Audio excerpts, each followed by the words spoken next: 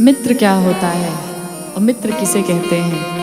कहते हैं मित्र एक ढाल की तरह होता है जो हमारे सुख में तो सदैव हमारे पीछे चले, पर जब जीवन में दुख आए तो सदैव हमारे साथ ढाल की तरह खड़ा रहे। हमारे जीवन में दुख सुख विपत्ति कुछ भी आए तो सदैव हमारे साथ रहे। आइए मित्र क्या होता है इस भजन के माध्यम से सुनते हैं। कि हरदम करे जे विपत्तिया में मदतिया हो, संगतिया सच्चा हो के चाहिए। कि हरदम करे जे विपत्तिया में मदतिया हो, संगतिया सच्चा हो के चाहिए। हरदम करे जे विपत्तिया में मदतिया हो, संगतिया सच्चा हो के चाहिए। हरदम करे जे विपत्तिया में मदतिया हो, संगतिया सच्चा हो के चाहिए। मित्र सबका से बड़ दौलतिया हो, कि मित्र सबका से बड़ दौलतिया हो, संगतिया सच्चा हो के चाहिए। हरदम करे जे विपत्तिया में मदतिया हो, संगतिया सच्चा हो के चाहिए।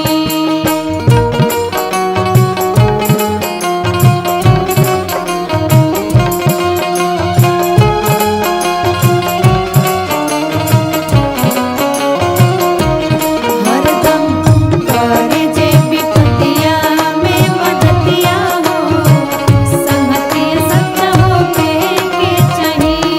हरदम करे जे विपत्तिया में मदतिया हो, संगतिया सच्चा हो के चाहिए। और मित्र ऐसा होता कि अगर एक मित्र कुमार्ग पर जा रहा है, अगर गलत रास्ते पर जा रहा है तो एक अच्छा मित्र उसे सही मार्ग दिखाता है। कहते हैं कुपथ छोड़ाई के सो पंथ पर चलावे, पंथ पर चलावे, पंथ पर चलावे। अवगुण छुपावे तहरा गुण के बतावे। गुण के बतावे तोहरा, गुण के बतावे। हाँ, कुपथ छोड़ाई के सो पंथ पर चलावे, अवगुण छुपावे तहरा गुण के बतावे। कि हरदम रोके टोके करता गलतिया हो, कि हरदम रोके टोके करता गलतिया हो, संगतिया सच्चा हो के चाहिए। हरदम करे जे विपत्तिया में मदतिया हो, संगतिया सच्चा हो के चाहिए। हरदम करे जे विपत्तिया में मदतिया हो, संगतिया सच्चा हो के चाहिए।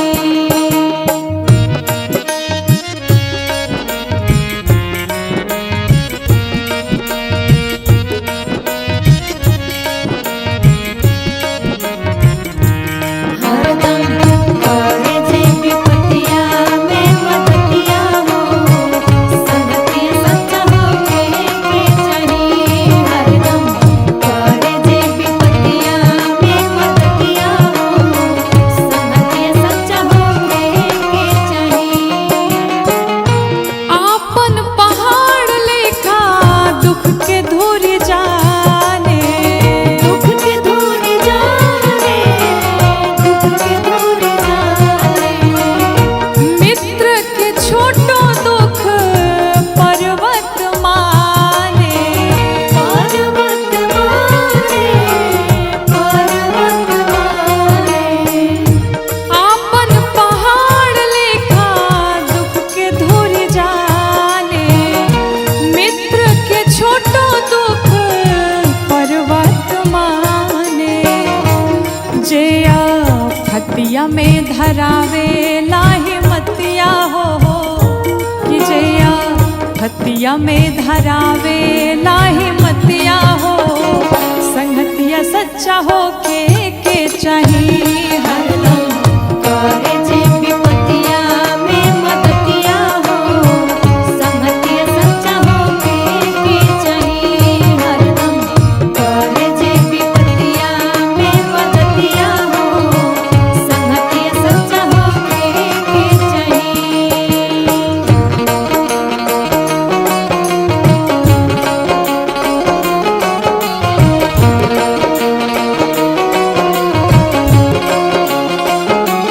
हरदम करे जे विपतिया में मदतिया हो, संगतिया सच्चा हो के चाहिए। हरदम करे जे विपतिया में मदतिया हो, संगतिया सच्चा हो के चाहिए। और कहते हैं मित्र ऐसा हो कि अपनी वस्तु हो तो वो अपनी ना समझे, वो अपने मित्र की ही समझे, और अगर मित्र की वस्तु हो तो वो भी अपनी ही समझे, कोई मन में शंका ना हो, कोई संदेह ना हो। कहते हैं देत लेत काबा होना शंका मन में करे, शंका मन में करे, शंका मन में करे। मित्र के मदति में हरदम तत्पारे, हरदम तत्पारे, हरदम तत्पारे। देत लेत काबा होना शंका मन में करे, मित्र के मदति में हरदम तत्पारे, कि राखे मौका को मौका जे जतिया हो, कि राखे मौका को मौका जे जतिया हो, संगतिया सच्चा हो के चाहिए। हरदम करे जे विपतिया में मदतिया हो, संगतिया सच्चा हो के चाहिए। हरदम करे जे विपतिया में मदतिया हो, संगतिया सच्चा हो के चाहिए।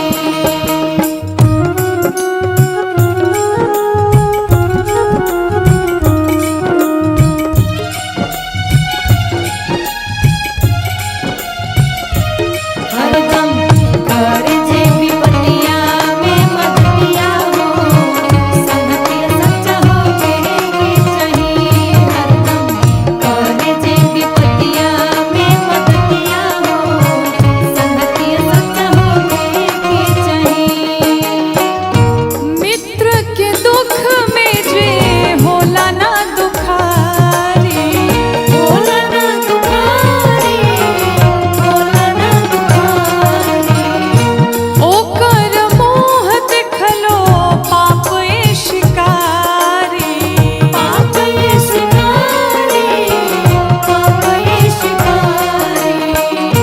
मित्र के दुख में जे होला ना दुखारी, ओकर मोह देखलो पाप ए शिकारी, कि गौरी गांठ बांध तुलसी बाबा के बतिया हो, कि गौरी गांठ बांध तुलसी बाबा के बतिया हो, संगतिया सच्चा हो के चाहिए।